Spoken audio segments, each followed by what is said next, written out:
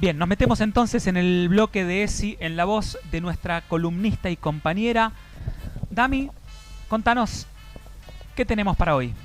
Bueno, hoy tenemos un bloque de ESI cargadito porque tenemos un especialista que nos va a acompañar en este bloque. Ella es Mariela Bercero, licenciada en psicología, docente feminista, especialista en géneros y salud sexual. Comunica desde su cuenta de Instagram, La Influesi, y tiene una extensa formación y trayectoria en abordaje de violencia sexual contra niñeces y adolescencias. Buen día, Mariela, ¿cómo estás? Buen día, ¿cómo están? Buenísimo poder escucharte, buenísimo que nos acompañes en este bloque. Es súper importante que nos puedas acompañar, así que muchas gracias. Gracias a ustedes por convocarme y bueno, por difundir la ESI, que es tan importante. Buenísimo, Mariela. Bueno, mira, ya que nos decís esto, poder difundir la ESI, que es tan importante, quería preguntarte, desde tu experiencia en educación y en salud, ¿por qué tenemos que bancar la ESI? Hay que bancar la ESI siempre, por muchísimas razones en realidad, pero yo me acerqué a la educación sexual integral por esta especialidad que vos decías. Yo estoy especializándome en lo que es abordaje del abuso sexual y el maltrato contra las infancias, y la ESI es la única herramienta que demostró ser eficaz en prevenir situaciones de abuso crónica. ¿Por qué? Porque los chicos pueden contar, gracias a la ESI, cuál es digamos, la situación que los agrede, qué es lo que están viviendo en sus casas, y muchas veces se previenen las consecuencias del maltrato y del abuso en los hogares. Entonces, esta yo creo que es la razón fundamental. Si uno quiere niñeces libres de violencia, tiene que bancar la ESI. Y después es precisamente por la libertad de conocernos, de conocer nuestro cuerpo, de decidir, el poder decidir con libertad y con información, ¿no? Tal cual, buenísimo. Bueno, Mariela, quiero hacerte otra pregunta. No sé si vos me querías comentar algo antes. No, esto Dale, es lo que genial. ustedes quieran preguntarme o de lo que quieran charlar. Mira, yo te quería preguntar cómo se estaba sintiendo el retroceso en las políticas públicas ligadas a la salud sexual y reproductiva. Digo, ¿vos has podido ver algún cambio dentro del aula o del consultorio? Sí, es terrible. Yo lo veo todo el tiempo. Niños y niñas en el consultorio, digamos que es donde más trabajo con situaciones de violencia, de abuso. Yo trabajo en escuelas, pero doy talleres o doy charlas a docentes muchas veces. Entonces, lo más complejo, digamos, es en el consultorio, donde ya me consultan con situaciones de violencia o de abuso consumadas, por así decirlo. Y lo que se ve es la crisis económica brutal que está viviendo la gente, que no tiene los recursos económicos para afrontar el tratamiento de los niños y niñas. Y la otra es el recrudecimiento de estas situaciones de violencia y de abuso. Sabemos que las situaciones de violencia de género y las situaciones de violencia sexual, abuso sexual hacia niños y niñas, en situaciones de contexto adverso y de discursos tan conservadores, se recrudecen muchísimo.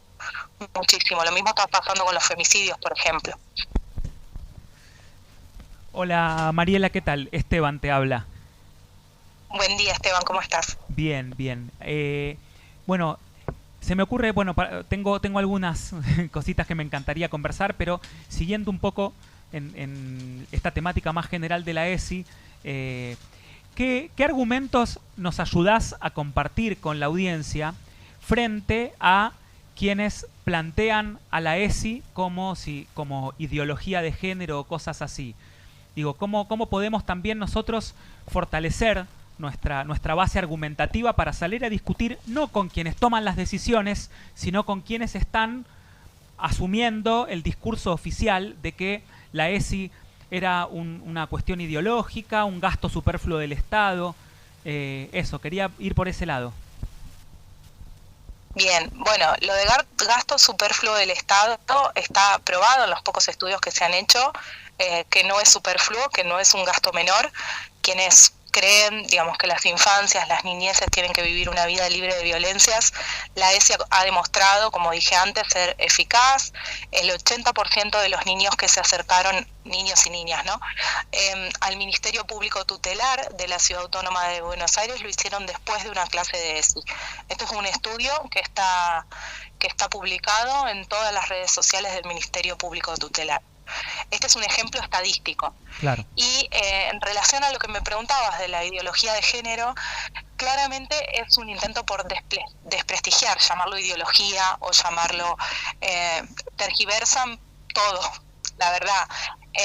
Yo lo que les recomendaría es no solo escuchar, sino revisar los contenidos, acercarse a las instituciones educativas en donde reciben muy amablemente a las personas que pertenecen a la comunidad educativa y explican qué es la educación sexual integral y desmitifican y quitan ese velo que se pone a la realidad con esas palabras como ideología de género, etcétera.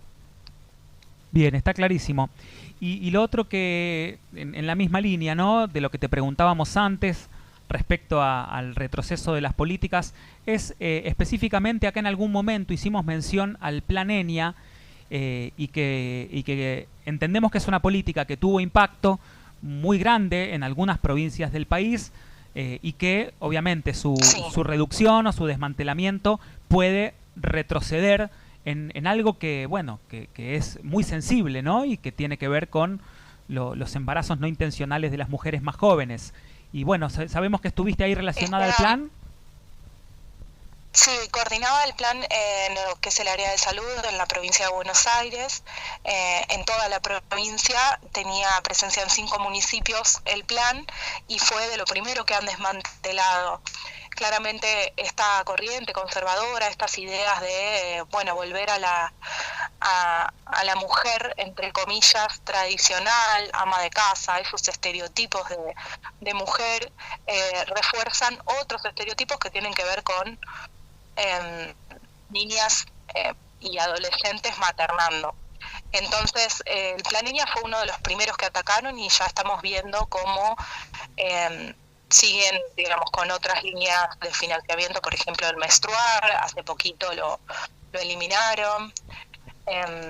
Es directo el ataque y ya vamos a ver pronto los efectos de la reducción de estas políticas públicas. No están midiendo claramente, entonces no tenemos una idea de número, más allá de los observatorios y lo que funciona desde organizaciones feministas, ¿no? Pero datos oficiales del aumento de la tasa de fecundidad se obtienen 2 años después, así que seguramente dentro de un año sabremos cómo afectó eso a nuestras pibas. Sí, está claro. Y lo traemos porque, bueno, acá Damiana en el espacio de salud sexual y reproductiva muchas veces trae el efecto del corrimiento del Estado y porque en el discurso oficial, presidencial hacia abajo, hay como una mirada del Estado, casi un Estado sin persona, un Estado que solo representa gastos. Y nos parece importante puntualizar en cada uno de los aspectos que tratamos cómo cuando el Estado se retira y retira sus recursos de una política, esto tiene un efecto muy claro en la vida cotidiana de las mayorías. Por eso también puntualizábamos en este aspecto. Sí, claro, lo sufre la gente. Para que se entienda, digamos, directamente las niñas menores de 14 años están siendo obligadas a parir. Se redujeron políticas públicas que tienen que ver con bueno, los cuidados, se reparten menos preservativos, entonces, y menos métodos de anticoncepción, entonces por supuesto que esto tiene un efecto de que aumenta la tasa de embarazo, y si se recortan los recursos que están destinados a la interrupción voluntaria e ilegal del embarazo, obviamente también va a producirse un aumento en la tasa de fecundidad. Así que es terrible, le cambia la vida a las pibas, hacen que dejen la escuela, que tengan que estar abocadas a tareas de cuidado, y muchas veces, aunque el cogestante, digamos, no sea una persona adulta, no sea producto de la violencia sexual, estos otros adolescentes no están presentes en la vida de los niños que nacen. Entonces también es terrible por ese lado, la vida de un niño o niña que pueda llegar a nacer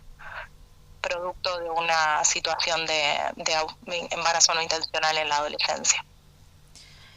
Mariela, y desde la ESI, como abordaje a estas violencias sexuales contra niñas y niños y adolescencias, ¿qué punto de alarma podemos llegar a tener? ¿Qué podemos decirle hoy a algún adolescente que nos esté escuchando?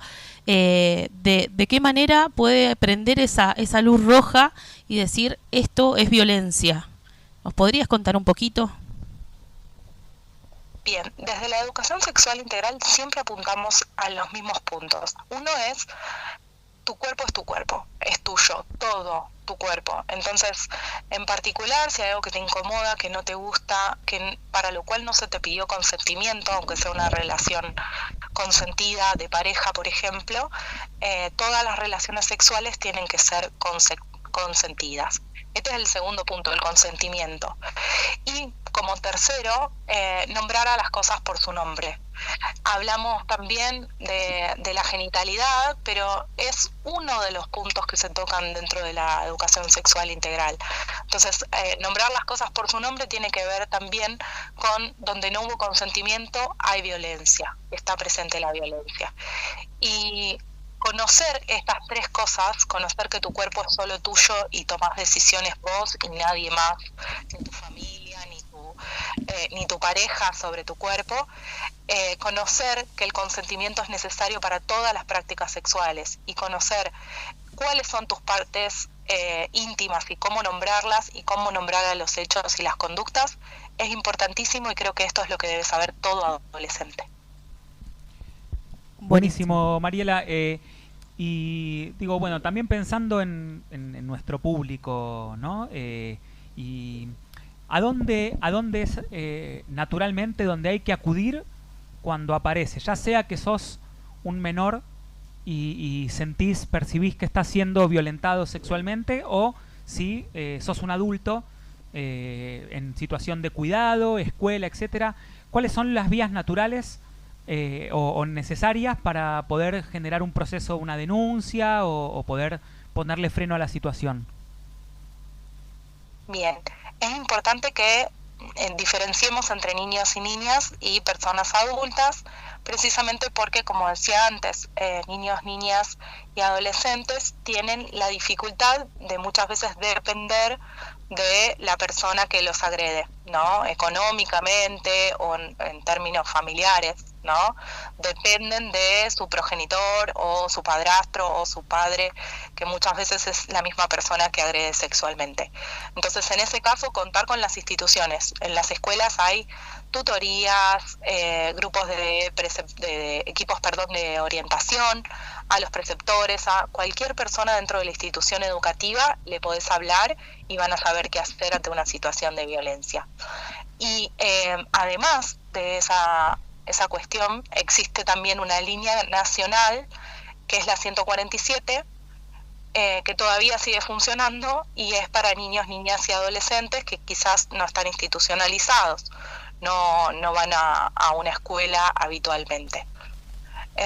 También en cualquier institución, comedor, barrial, cualquier institución pueden pedir ayuda, pueden hablar, y cualquier persona adulta, según nuestra legislación actual, debería protegerles. Y para mujeres adultas todavía sigue funcionando, por suerte, porque no fue por decisión política de este gobierno, la línea 144, aunque tiene ciertas reducciones presupuestarias y hace que hay mucha menos gente atendiendo, es más difícil la respuesta, etcétera. Sigue funcionando la 144 y se puede contactar las 24 horas. Y para quienes no estamos, digamos, especializados y quizás por algún motivo recibimos una denuncia, una alarma, se acerca algún menor de confianza y nos cuenta alguna situación, ¿qué sugerencia das para cómo digamos, esa primera escucha que damos a algunas personas que no estamos específicamente en instituciones que se dedican al tema? Bien, La primera es compromiso, porque la realidad es que muchas personas escuchan una situación de violencia o abuso sexual y hacen oídos sordos a esa situación. Hay que, si ese niño, niña o adolescente decidió confiar en nosotros, es porque evidentemente le ofrecimos un lugar de escucha y hay que sostenerla esa escucha. Las situaciones de abuso sexual contra las niñeces son delitos penales, por lo cual tiene que vehiculizarse una denuncia y tiene que activarse, no sé cómo será en su zona, cómo será en el Valle de Uco, en San Rafael y demás dentro de Mendoza, pero acá en Buenos Aires tenemos lo que son los servicios locales. Entonces, nos acercaríamos a la Comisaría de la Mujer y la Familia y actuaría un servicio local para proteger esa infancia o esa niñez. Buenísimo.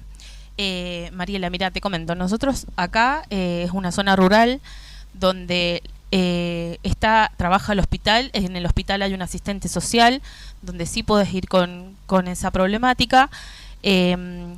Siempre ha habido problemas a la hora de realizar las denuncias, porque no han querido tomar denuncias por ser menores.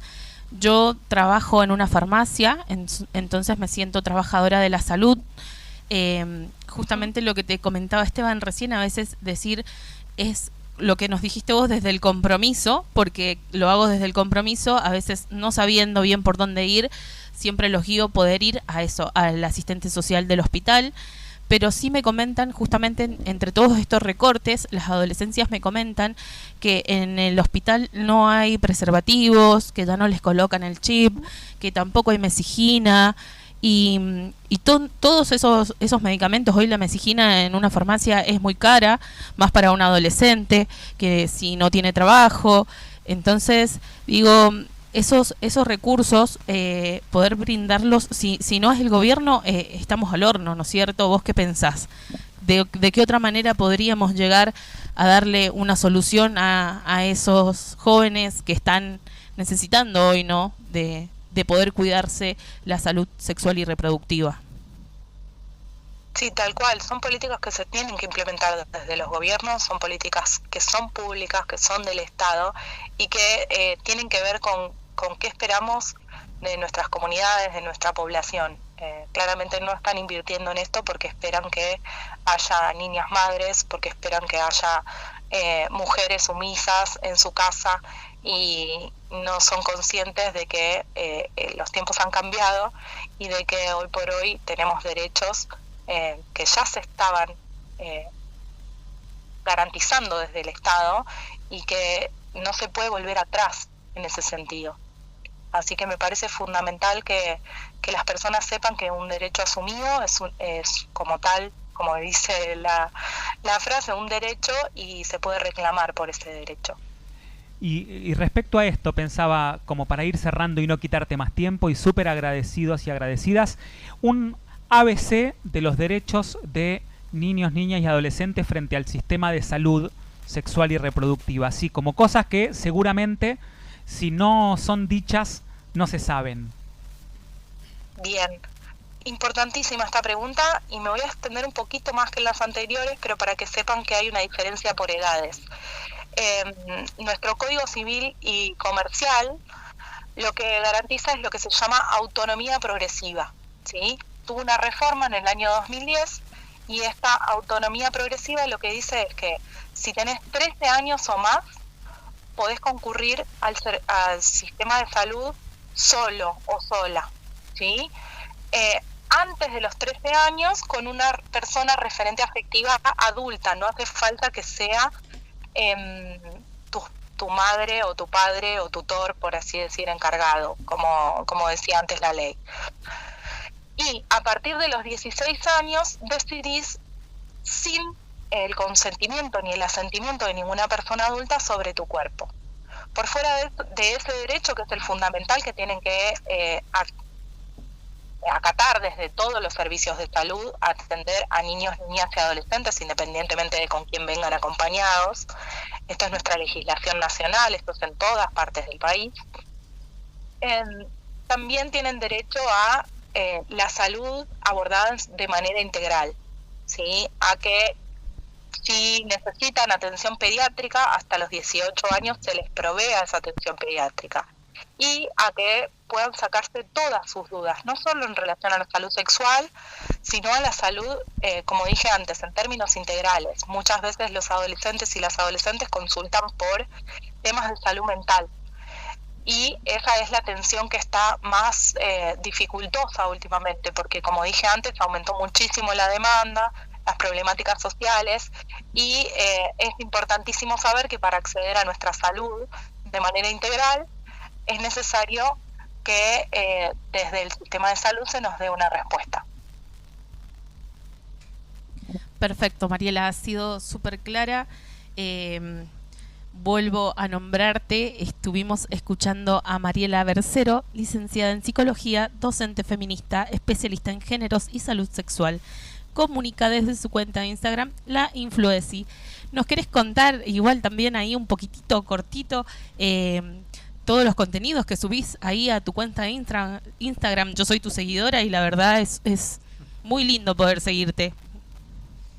Gracias, Damiana. Sí, la verdad es que yo empecé en la ESI, como les decía, porque en el consultorio me veía muy arrasada con todo lo que son las consecuencias de la violencia sexual y dije, me quiero perfeccionar en algo que pueda prevenir todo esto, porque realmente quiero evitarles a los niños y las niñas pasar por esas situaciones tan horribles.